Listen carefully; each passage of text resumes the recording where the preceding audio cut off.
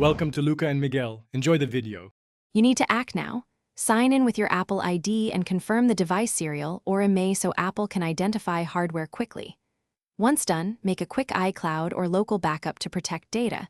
This prevents delays if a restore is required. Then open the Apple Support app or visit support. Apple. Choose devices and select the exact device model.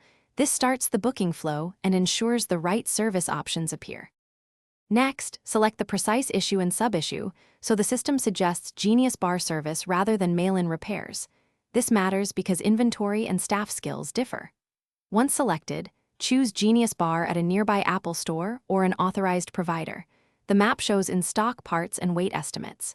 Then scan available time slots, pick one that fits your schedule, and add brief notes about symptoms.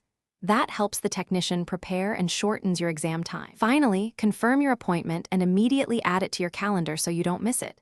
Check the confirmation email for check-in instructions and required documents.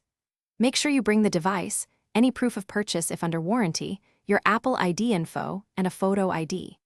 If the page shows no available slots, try a different nearby store, call that location to ask about cancellations, or attempt a same-day walk-in.